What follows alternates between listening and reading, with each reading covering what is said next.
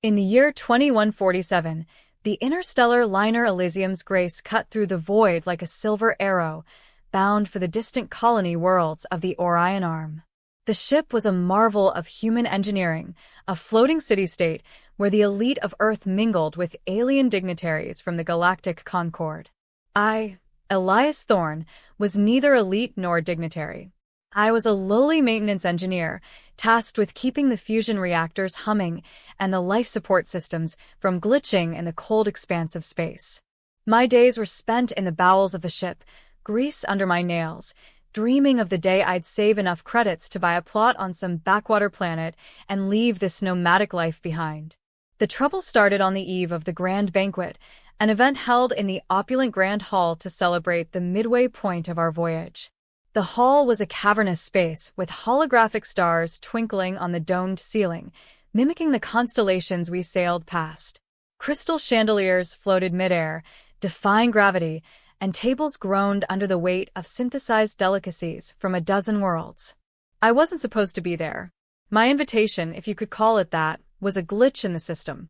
A junior officer had mixed up the crew manifests, and somehow, my name ended up on the guest list for the VIP section. I figured it was a harmless error. I'd slip in, grab a free meal, and vanish before anyone noticed. Dressed in my best uniform, still threadbare compared to the silken robes and jeweled exocets of the passengers, I navigated the crowd. The air buzzed with conversations in a babel of languages, the guttural clicks of the Zorathians, the melodic trills of the Illyrians, and the crisp English of human ambassadors. I scanned for an empty seat at the periphery, but the hall was packed. In my haste, I bumped into a towering security drone, its red eyes scanning me suspiciously. Panicking, I darted toward what looked like an unoccupied chair at the head table. As I slid into the seat, a hush fell over the nearby guests. I looked up and froze. To my right sat Queen Isolde of the Vesperian Empire, her ethereal form radiating an otherworldly glow. The Vesperians were legends, ancient beings from a shrouded nebula, their society a matriarchy ruled by queens who wielded psychic powers that could bend minds and matter. Isolde was the epitome of their grace, skin like polished obsidian, eyes swirling with nebulae patterns, and a crown of living vines that pulsed with bioluminescent light. Her gown flowed like liquid starlight, and around her neck hung the amulet of echoes, said to hold the memories of her ancestors. I had sat in the seat reserved for her consort, a position vacant since the Great Schism a century ago. No one dared occupy it. It was a symbol of her eternal solitude. Whispers rippled through the hall. A human guard approached, his hand on his stun baton. "Sir, you must." But Queen Isolde raised a slender hand, silencing him. Her eyes locked onto mine, and I felt a probe in my mind, gentle yet insistent, like fingers sifting through sand. "You are not afraid," she said, her voice a symphony of echoes, resonating in my skull as much as my ears. "Why?" I swallowed hard, my heart pounding. "Your Majesty, I didn't mean to. It was a mistake. I'm just an engineer." A faint smile curved her lips, the first I'd heard of in Vesperian lore. They were known for their stoicism, emotions locked away to preserve their psychic equilibrium. Mistakes are the threads that weave fate's tapestry. "Stay, Elias Thorne. Dine with me." How she knew my name, I couldn't fathom. Perhaps she'd plucked it from my thoughts. The guard backed away, and the banquet resumed, though eyes lingered on us. I sat rigid, expecting expulsion or worse. Instead, Isolde engaged me in conversation. "Tell me of your world, human. Earth, with its oceans and storms. We Vesperians have no such chaos. Our home is eternal calm." I stammered at first, describing the Pacific's fury and the Amazon's verdant sprawl.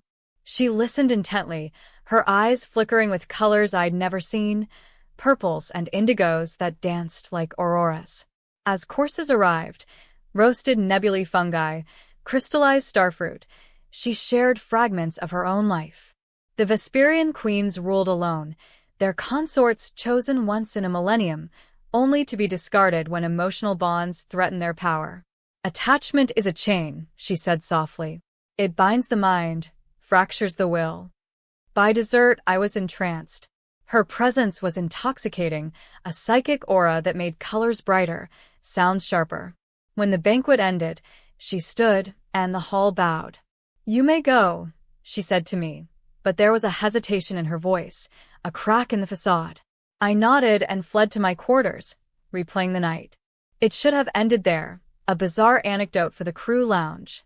But the next morning, a royal summons arrived via hologram. Queen Isolde requested my presence in her private atrium.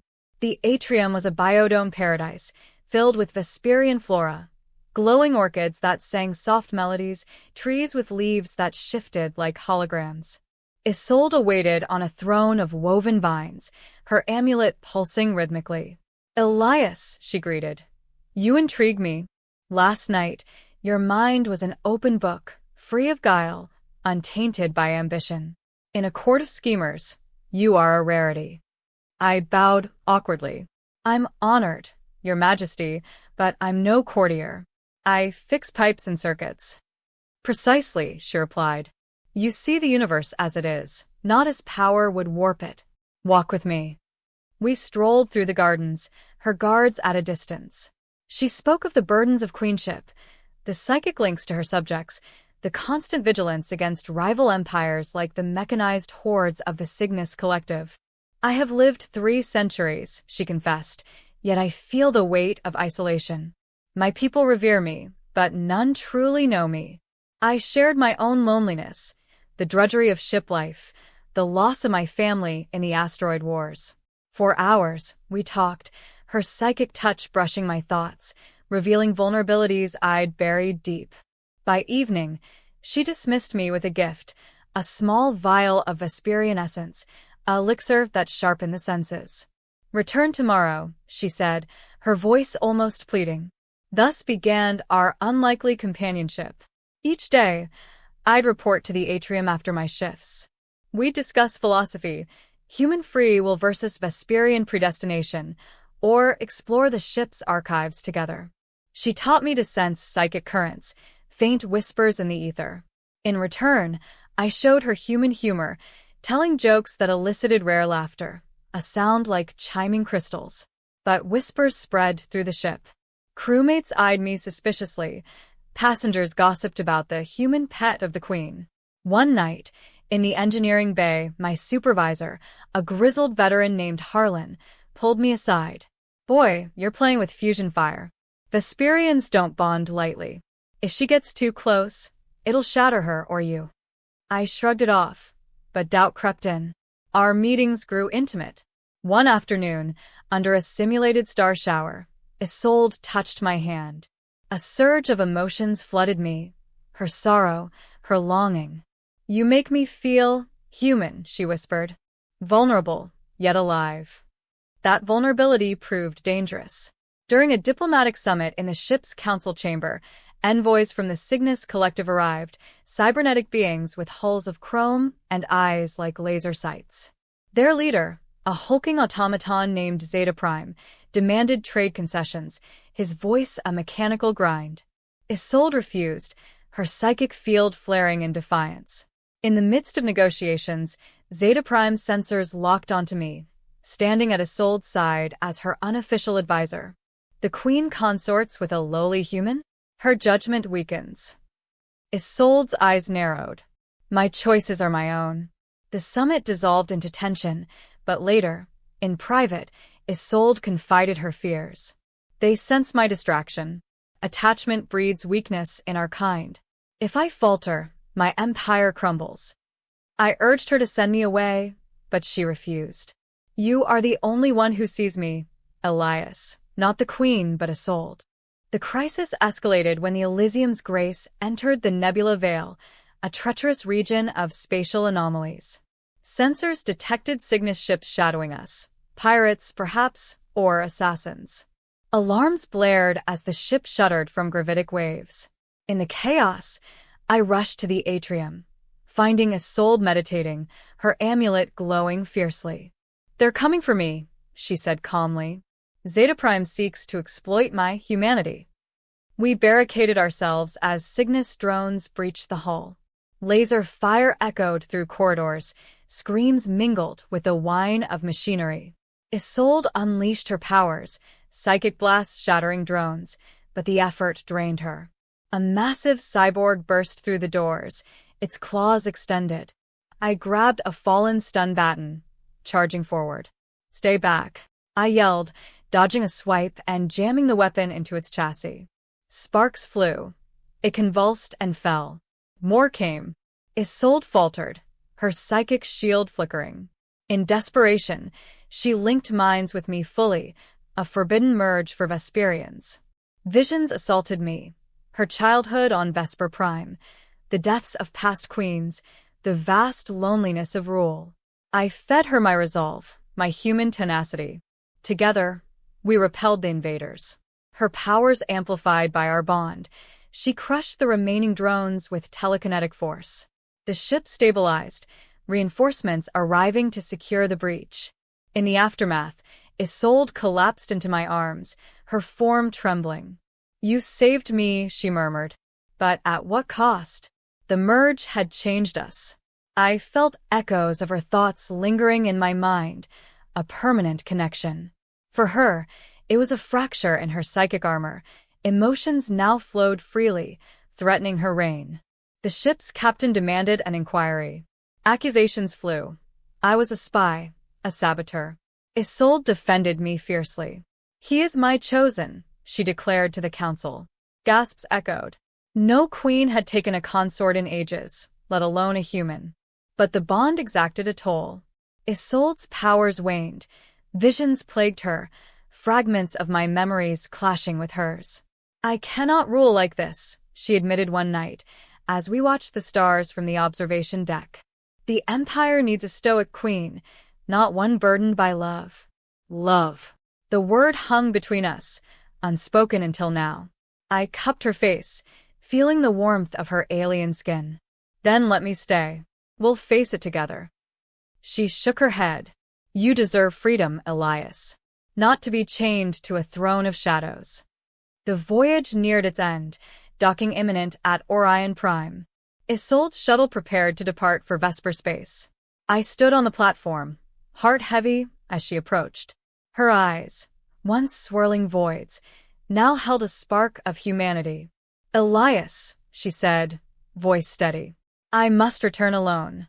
The merge, it cannot be undone, but I can seal it, preserve my rule." Tears stung my eyes. "And us." She touched my forehead, a final psychic caress. "You will always be with me, but for the Empire's sake, I must let you go." As her shuttle lifted off, a message echoed in my mind. "Wait for me." I remained on the Elysium's Grace, promoted to chief engineer, but the ship felt empty. Months turned to years. I traveled the stars, fixing what was broken, but my thoughts lingered on her. Then one day, in 2152, a Vesperian envoy arrived at my new post on a frontier station. "Queen Isolde summons you," he intoned. I boarded the royal vessel, heart racing. The atrium was familiar, but changed, brighter, with human artifacts mingled among the vines, a model of Earth, books of poetry. Isolde awaited, her crown set aside. "The Empire thrives," she said, "but I do not." The seal held, yet the emptiness grew. I abdicated the throne to my sister, free at last. I stepped closer. "What now?" She took my hand, the bond reigniting like a supernova. "Now we wander the stars together. You are the only one I ever asked to stay." We left the station, charting a course for uncharted worlds. In her arms, I found a home not in soil, but in the vastness, where mistakes wove into destiny.